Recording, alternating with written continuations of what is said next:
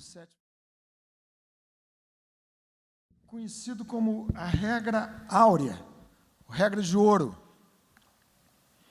Aqui, nesse ponto do Sermão do Monte, já na conclusão dos seus comentários extraordinários, da sua orientação para os seus discípulos, o Senhor já tendo determinado tanta coisa que deveria pautar as relações pessoais, que, aliás, é boa parte do escopo desse sermão, como nós devemos nos relacionar, como discípulo de Jesus, deve se relacionar um com o outro, uns com os outros e com as pessoas de maneira geral. Nesse ponto, Jesus enuncia um princípio genérico de aplicação universal, de um poder fantástico, extraordinário. Esse sermão é todo maravilhoso, extraordinário, e tudo que a gente pudesse usar de adjetivo seria pouco para falar da beleza maravilhosa, pertinência e profundidade dos comentários aqui de Cristo nesse texto conhecido como Sermão do Monte, desde o capítulo 5 de Mateus. Mas aqui, já chegando no final, Jesus fecha, numa síntese gloriosa, magnífica, todos os comentários anteriores. Se você tem acompanhado aqui essas mensagens, desde o ano passado, você conhece o texto do Sermão do Monte, sabe que Jesus tratou de questões bem particulares, como, por exemplo, fidelidade conjugal. Ele tratou também de linguagem, palavras, o que se diz, o que não se deve dizer. Ele tratou das relações de um homem, discípulo do Senhor, quando afrontado, estapeado no lado do seu rosto, violentado de alguma forma. E aqui, então, Jesus tratou, como vimos 2 ou 3 domingos atrás, de uma questão crucial, não nos colocarmos no lugar de Deus, nos arvorando em juízes do comportamento da consciência dos outros. Nesse ponto, o Senhor, então, faz uma súmula de todo o seu pensamento, dos seus mandamentos, na forma desse princípio espetacular, maravilhoso, completamente revolucionário. Basta você refletir comigo aqui, nesses minutos, parar, pensar um pouquinho no poder transformador, revolucionário sobre todos os aspectos desse princípio posto em marcha a regular as relações interpessoais nossas, dentro da família, casamento, com filhos, com pais, com chefes no trabalho, gerentes, com o mundo de maneira geral. O texto diz assim, verso 12 de Mateus, verso 12 do capítulo 7 de Mateus: tudo quanto, pois, quereis que os homens vos façam, assim fazei vós também a eles, porque esta é a lei e os profetas. É um princípio de clareza cristalina, meridiana. Não demanda muito esforço para o entendimento desse princípio. É verdade que a sua aplicação em muitas instâncias é absolutamente impossível, e é o que a gente vai passar a comentar. Mas o princípio é claro. Diz Jesus, por favor, você repita comigo, Mateus capítulo 7, verso 12. Vamos fazer aqui um grande jogral, um verso só. Se você tiver aqui a minha versão revista e atualizada, repita comigo.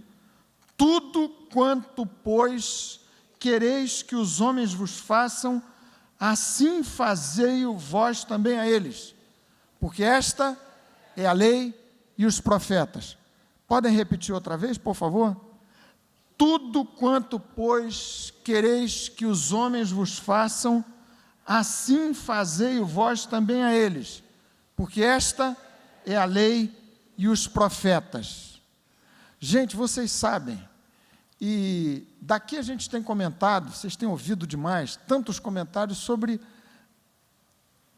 a particular situação que a gente tem vivido. No Brasil, polarização política, relações turbulentas, e fora do Brasil também. No último dia 20, tomou posse como comandante em chefe da nação mais poderosa do universo, um homem, para dizer o mínimo, extremamente polêmico, com um discurso misógino, racista, machista, acho que eu não estou exagerando, duro, segregacionista, muito complicado. Verdade que ele foi eleito com apoio de muitos cristãos lá nos Estados Unidos. Mas é um tipo complicado, nesse sentido do fomento das relações interpessoais. Vocês têm acompanhado, que tem se passado, uma das suas primeiras medidas foi cumprir o que ele tinha prometido. E já definiu a construção daquele muro lá separando o México dos Estados Unidos, fronteira lá com o Texas, uma confusão enorme. E a gente pode imaginar que vem confusão maior ainda por aí, do ponto de vista de relações pessoais. Isso na grande cena do mundo. Se a gente for dando um pouco mais de foco e aproximando essa grande cena das relações interpessoais para o miudinho da nossa existência, da nossa vida, também as coisas não são fáceis. Eu anotei aqui 2 ou 3 frases, algumas delas eu tenho citei aqui nesses comentários, que eu li lá no Anselmo Góes, na coluna do Anselmo Góes, em caminhão plástico de carro. Uma delas é essa. Alguém escreveu o seguinte: regra básica da vida. Quanto mais você é legal como uma pessoa, mais ela acha que pode fazer você de trouxa. Você conhece aquele poeta Gentileza, acho que eu citei aqui para vocês esses dias, que tem aí vários adesivos, e ele cunhou algumas frases, uma delas, gentileza gera gentileza. Mas o Anselmo Góes reproduziu essa frase, paráfrase do profeta Gentileza, que ele viu, ele colocou a foto do carro com um plástico que dizia o seguinte: gentileza gera gente folgada. Você tem ouvido dizer, a propósito dos conflitos nos presídios, bandido bom é bandido morto. Esses dias também li alguém ironizando a dificuldade de se arranjar um bom casamento, escrevendo assim: não adianta você passar a vida toda tentando achar a sua metade da laranja se você é um limão azedo. Achei interessante. O cidadão tem razão no seu comentário. Por favor, eu estou apenas reproduzindo frases de alguém outro. Isso não está na Bíblia. Nem quer dizer que concorde com isso. Para você não sair dizendo que o pastor Theo enlouqueceu e saiu dizendo coisas do arco da velha. Não tem muito a ver, mas era uma figura folclórica, engraçada, que tinha umas tiradas surpreendentes a propósito de uma série de assuntos da vida e também sobre relações interpessoais. Tim Maia, ele disse assim: quer conhecer sua namorada? Case com ela. Quer conhecer sua mulher? Por favor, quem disse foi o Tim Maia, não sou eu. Quer conhecer sua mulher? Separe-se dela. Imagino que ele estava se referindo às dificuldades que ele próprio deveria ter experimentado ao se separar de uma das suas inúmeras mulheres. Penso que deve ter sido alguma coisa assim. O sermão de Jesus trata, em grande medida, das relações pessoais. Como é que a gente deve se portar uns com os outros? O texto da palavra de Deus, por exemplo, para não avançar muito, Salmo de número 15, Salmo de número 34, ecoado muito tempo depois por Pedro, na sua primeira carta, no capítulo 3. A forma como o discípulo de Jesus, como os crentes, se relacionam uns com os outros, na vida em família, na vida social de maneira geral, dita em grande medida o sucesso da sua vida pessoal. a bem-aventurança da sua vida pessoal. Salmo 34, repetido por Pedro na sua primeira carta, diz mais ou menos assim: você quer viver uma vida longa, quer ver dias bons numa longa jornada da sua vida, trate bem dos outros. A regra de ouro do comportamento humano aplicável aos discípulos de Jesus indica que eu devo me empenhar em tratar do outro, fazer para o outro aquilo que eu gostaria que me fosse feito. Esse é o princípio simples e extraordinariamente revolucionário, que pode fazer uma enorme diferença na forma como a gente se relaciona. Sem querer ser ofensivo, me permitam abrir o coração aqui com vocês, da minha igreja em particular. Quando a gente avalia a nossa própria vida, faz um autodiagnóstico do modo como a gente vive, em família, nas nossas relações sociais, e ouve um pouco do que se passa, mesmo no ambiente mais santo da igreja, as relações que a gente representa, a gente toma um susto, se não formos cínicos. Se a gente for dar uma olhada para a própria vida, fazer um diagnóstico sério, um autodiagnóstico sério, há muitas sombras nas nossas relações interpessoais que poderiam ser extremamente abençoadas. Se esse princípio, esta regra de ouro tão simples, que diz Jesus, é a síntese das Escrituras, do ponto de vista do meu comportamento em relação ao outro. Há outros aspectos que esse princípio não trata, é claro, nas Escrituras, mas diz Jesus, quanto ao modo como uns e outros devem tratar-se, essa é a síntese, a súmula. Isso é o resumo, diz Jesus, da lei e dos profetas. Vale dizer, das Escrituras como um todo. Querem uma síntese? Eis a síntese, eis o princípio. Ele é, portanto, um princípio absolutamente chave para determinar o nível da minha experiência espiritual. Disse para vocês, e a afirmação da palavra de Deus, que boa parte, grande parte da vitória, da bem-aventurança, da felicidade do homem e da mulher de Deus tem a ver com o modo, é derivativa do modo como a gente se trata, como nós nos tratamos uns aos outros. Também essa forma de nós nos comportarmos uns diante dos outros é evidenciadora do nível da minha experiência espiritual. Eu posso afirmar o que for. Eu posso gastar horas e horas e horas de joelhos, orando, dias em jejum e oração. É exatamente a profecia de Isaías, capítulo 58, de que a gente acabou de ler uma pequena parte. Mas minha espiritualidade é completamente comprometida, é de baixíssimo valor, para não dizer de nenhum valor, se ela não repercutir na forma de novas relações interpessoais, um modo como eu trato o outro.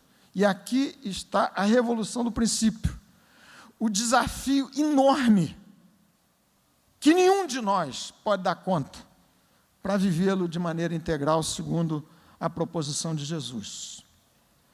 3 chaves aqui, para tratar presbiterianamente do texto, e a gente orar em seguida, para que essa regra funcione na minha vida, na sua vida, para que funcione entre os jovens, vários que a gente viu por aqui, dentro de casa, no seu ambiente de trabalho, com sua vizinhança, na rua. Quanto conflito louco acontece nessa cidade o tempo todo, certamente vários acontecendo agora, pela inobservância desse princípio revolucionário, extraordinário, aplicável à vida dos discípulos de Jesus. As 3 orientações que são óbvias para que esse princípio funcione. Em primeiro lugar, esse princípio é um tiro no coração é um soco na boca do estômago do egocentrismo. Se você deseja viver uma revolução na sua vida em família, no ambiente do seu trabalho, enfim, nas suas relações pessoais mais próximas, que tem impacto mais direto na sua vida pessoal, e quem sabe nas mais distantes também, você precisa, em primeiro lugar, compreender que esse princípio jamais haverá de funcionar se se nós continuarmos a ocupar o centro da cena principal da vida. Se você não se dispuser a permitir que Jesus seja o Senhor, que você saia desse reinado em que a gente o tempo todo insiste em se manter, governando a própria vida, ditando os rumos da própria existência, mandando e desmandando, como se isso fosse possível fazer, esse princípio não haverá de funcionar.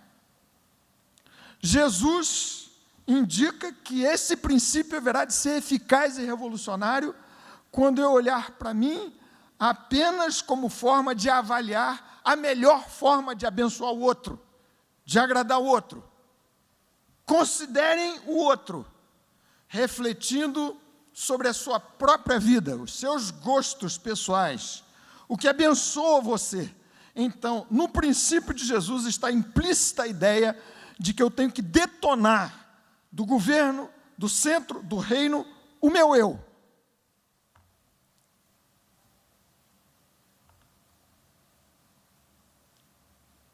Jesus, conhecendo como só Ele pode conhecer o coração humano, sabe que o amor próprio é dotado de uma força extraordinária. Por isso, o mandamento, o mais importante dos mandamentos, seguindo-se o mandamento de amar a Deus sobre todas as coisas. Amem ao próximo como a vocês mesmos. Como tem dito aqui várias vezes o pastor Antônio Carlos, por mais deformados que a gente seja, a gente se ama profundamente. Por pior que seja a nossa autoimagem, a gente tem uma enorme capacidade de privilegiar a nós próprios em todos os ambientes da vida. E esse princípio só haverá de funcionar se alguma coisa acontecer, de modo que você saia do centro, você ceda o lugar para Jesus. Isso é operação divina. Por isso é que este princípio é de aplicação completamente impossível, a menos de uma operação que dê a você e a mim um novo coração. Só se a graça de Deus agir de maneira forte, só se o Espírito Santo que acabamos de invocar aqui se derramar sobre nós, encher nosso coração, de modo que eu não volte ao governo, de que eu não volte ao reino, seja o Senhor, e assim meu coração começará a se voltar de maneira diferente e nova na direção do outro, refletindo sobre a minha vida apenas e tão somente para olhar o outro, abençoar o outro, naquilo em que eu mesmo me haveria de satisfazer. Esse é o primeiro princípio. Você precisa sair do centro. Segundo princípio, para que essa regra de ouro se aplique, eu preciso fazer um exercício racional de compreensão dos elementos que podem abençoar o outro. Viram que Jesus disse? Tudo quanto, pois, quereis que os homens vos façam, assim fazei vós também. Então, eu preciso fazer um inventário o tempo todo, e tem que ser um exercício regular, rotineiro, diário, de reflexão em duas medidas. Quais são as coisas que me abençoam? Que tipo de palavra eu gosto de ouvir? Que tipo de comentário a meu respeito faz-me bem à vida e ao coração, me motiva, me joga para cima, me coloca mais perto do meu Salvador, do meu Mestre? O que me edifica, vindo de lá para cá? Esse é o exercício que eu preciso fazer o tempo todo. Do que eu gosto? o que me traz conforto ao coração, à vida. E, em pensando assim, eu preciso rebater esses elementos na forma de pontes de bem. Preciso entender quais são os elementos que constroem, não destroem, a minha própria vida e que me vêm de um outro na minha direção. Eu preciso pensar assim. É isso que Jesus disse. Tudo quanto, pois, quereis que os homens vos façam, vivendo a vida como vivo a vida. Que elementos, vindo de fora, dos homens, daqueles que convivem comigo, fazem bem a minha vida? Inventarie isso tudo, todos os dias. Avance um pouco mais. O princípio é mesmo muito desafiador. Coloque-se na pele do outro e reflita da mesma forma. Se eu estivesse na pele do outro, o que faria bem a ele? O que o haveria de abençoar? É o que nos textos que a gente tem estudado, especialmente com o pastor Vanderlei, estudamos bem recentemente lá com casais, tem se chamado de moedas do amor, porque eventualmente alguma coisa que faz bem a você não é necessariamente aquilo que abençoa o outro. Então, além de refletir sobre a sua própria vida, você precisa fazer um exercício com altas doses de empatia, se colocar nos pés, no calçado dos outros, do outro, em todas as suas conexões com pessoas, dentro de casa, a começar por aí, mas em outros ambientes mais pelos quais você haverá de passar. O que me abençoa, o que me agrada, o que eu gosto de receber, como gosto de ser tratado, e mais, se estivesse na pele do outro, que elementos seriam esses que os haveriam de abençoar?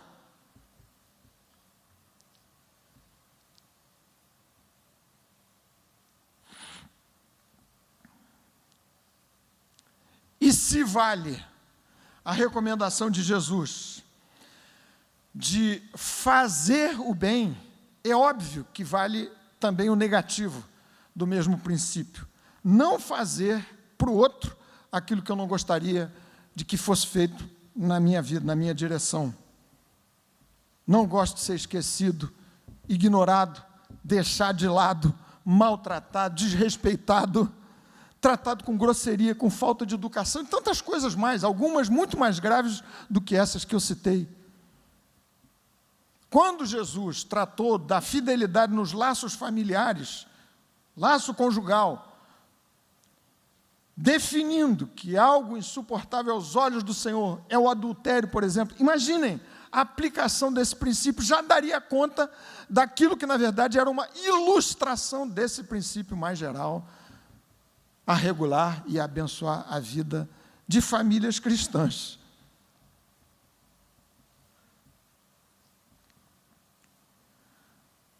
Terceira recomendação, que é implícita nesse texto. Você precisa, e eu preciso, nós, discípulos de Jesus, se o nosso desejo, a nossa disposição é caminhar de fato com o Mestre, precisamos agir ativamente. Desculpem aqui a redundância, mas é uma ação ativa, proativa. O princípio de Jesus é positivo. Quem comenta esse texto, por exemplo, o pastor John Stott cita um princípio similar de Confúcio, que dizia o seguinte: não faça aos outros o que não quer que lhe façam.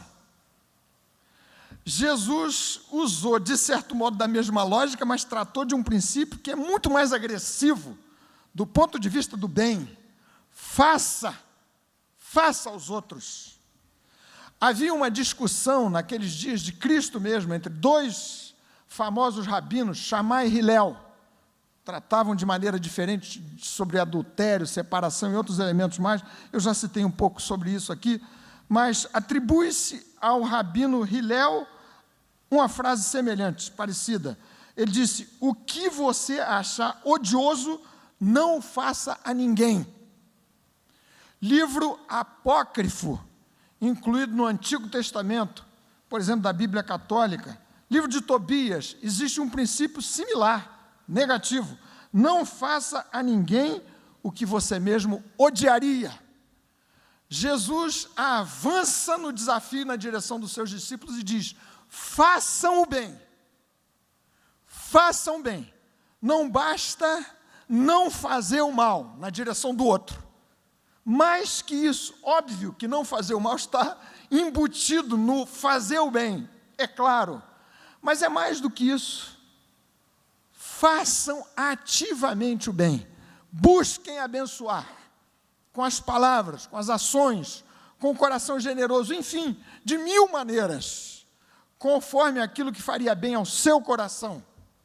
E mais, se você estivesse na posição do outro, lembre-se da moeda do amor, compreendendo que nem tudo que faz bem para você, necessariamente vai ser exatamente a demanda do coração, da vida do outro.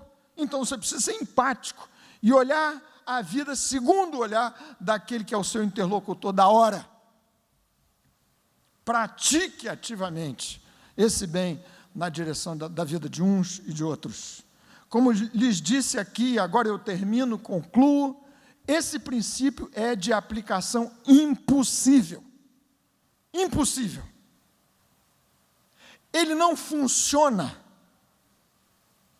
porque se viesse a funcionar, as relações seriam outras. Esses plásticos, essas frases aqui, irônicas, seriam construídas de maneira diferente. A vida é caótica. Briga-se por nada nas ruas, dentro de casa da mesma forma. E no enfrentamento de questões críticas e capitais, como é que a gente se sai como servo, serva, servos de Jesus? Esse princípio não funciona, exceto e a menos que haja no meu coração, no seu coração, no coração da nossa igreja, uma intervenção milagrosa de Deus. Isso é matéria de milagre. O princípio é claro, mas ele é impossível, por uma razão muito simples, básica, fundamental. Eu sou naturalmente egoísta. Esse é o viés da minha vida. Por mais generoso que você seja, por mais desprendido que seja a sua personalidade, a natureza tem que mudar. E quem muda a natureza é o Espírito Santo. Quem transforma um coração egoísta, que insiste em reinar e dá lugar ao reino do Filho do amor do Pai, é o Espírito de Deus. Por isso é que estamos aqui a clamar como nunca: ó Espírito, vem sobre nós com poder. Porque mesmo quem já passou pelo batismo glorioso do Espírito Santo, quem recebeu um novo coração, mesmo esses precisam crescer, crescer, crescer, de modo que a cada dia o reino se transfira para Jesus. E então esse princípio começa a ter eficácia a regular as nossas vidas e as nossas relações pessoais. Meus queridos irmãos e irmãs, chega de comentário por hoje. Eu queria orar com vocês mais uma vez. Tão bom a gente orar, dá conforto, dá paz ao meu coração, acho que é o de vocês também.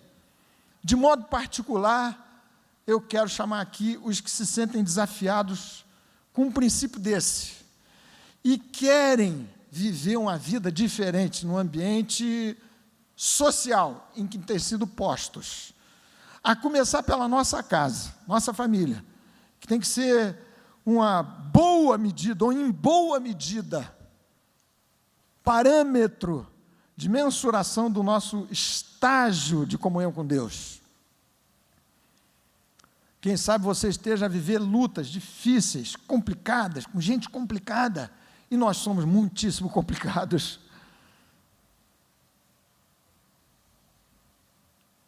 No seu trabalho, com a vizinhança, com parentes, as histórias mais bizarras a gente ouve e vive também. Só a graça, só o poder do Espírito Santo. Se você tem uma questão particular, deseja orar, nós estamos num ambiente de intimidade nossa com Jesus, diante da sua palavra. Se você sentir à vontade assim, nós vamos encerrar esse momento de culto orando juntos. se você o desejar, aqui na frente. Se você quiser ficar no seu cantinho, você pode ficar.